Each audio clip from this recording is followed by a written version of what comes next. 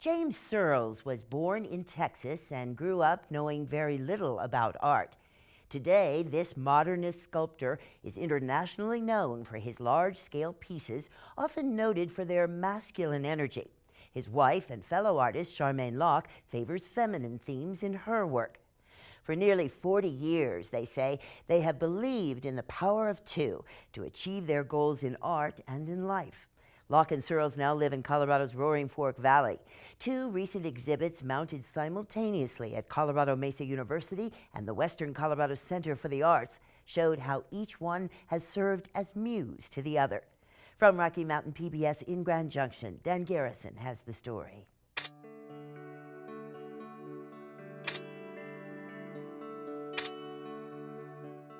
We have had joint shows in New Orleans, in Houston, in California, in Los Angeles, New York. One of their recent shows, The Two of Us, is perfectly symbolic of how these partners have worked together and on their own to complete each other, artistically and personally.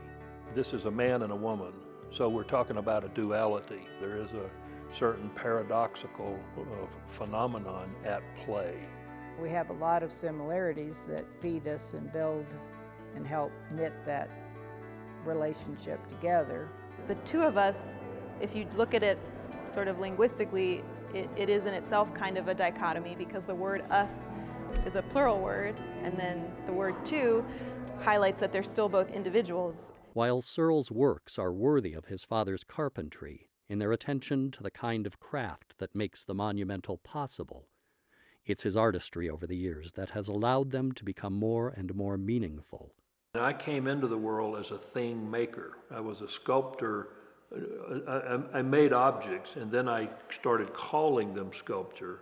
Object makers, by definition, particularly sculptors who dwell within the confines of weights and lengths and dimensions and stuff, they like heavy, they like big. I still like to make big sculptures. You know, I mean, I haven't abandoned that, but now I like to make big sculptures with content and meaning. As a child, traveling with her military family, Locke was profoundly impressed by many divergent styles of Eastern art, from Asia to New England. All the Buddhist temples and the beautiful reclining Buddhas and the golden statues and these ornate curved roof, intricate, you know, as in Tokyo and Hong Kong. And then I come back to Boston, Massachusetts from there. This global fusion of cultural icons has found eloquent expression in her fluent use of so many media and materials. Yes, it's spiritual, and it's dealing in this show with the figure, and it's dealing with different religious meanings. In terms of her work overall, I've seen, you know, giant structures that she's built out of wood to very detailed drawings on paper.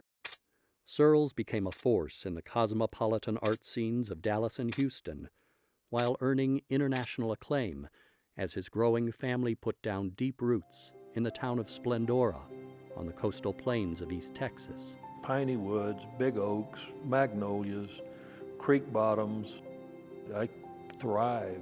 That was our first, you know, living together experience where we started fresh, started basically from scratch, and everything about it made sense. Until circumstances compelled them to leave behind one sacred space and go up to the mountaintop in the high country of Colorado's Roaring Fork Valley, where they discovered new vistas and visions. I could point out the window to a mountain that's 45 miles away.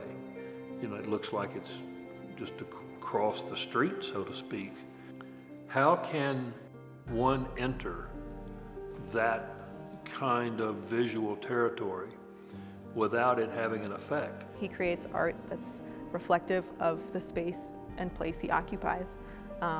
So from the thorny flowers to On Home and On Being Home that are carved completely out of a single tree trunk, you know, I get it in all ways and shapes with his work. The move from Texas to Colorado took that cathedral-like setting, which was internal, and opened it up to a more expansive view and therefore my figures opened up. I think Charmaine sort of brings a kind of a mysticism and a heightened symbolism to their work. It's fitting, then, that these latest exhibits together are composed from their common sources, while celebrating their essential distinctions. Images that we both use and recurring and sharing a symbol or a language. You see their ability to have a vocabulary that can be put into a variety or an infinite amount of materials. But the words throughout all of their work have this sort of underlying vein of meaning. We swim in the same pool. You know, we fish in the same stream.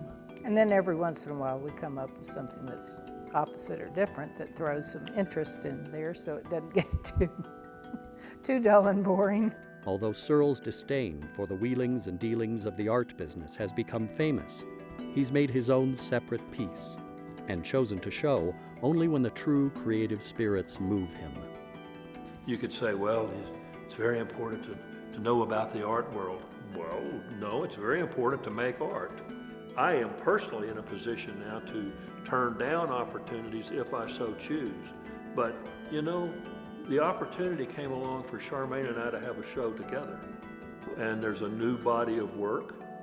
There's kind of a re-upping, so to speak, a recommitment.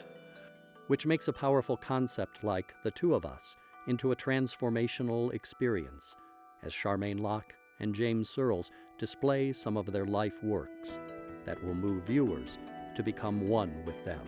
To connect with a new group of people in Grand Junction and in the Front Range of Colorado. But Colorado, in general, seems like a good time to start that in motion. It's the right place at the right time under the right circumstances to say yes. Now through January 15th, James Surls and Charmaine Locke have another dual exhibit going on at the Colorado Springs Fine Arts Center. This one is called All I Ever Wanted. Check out csfineartscenter.org for details on that.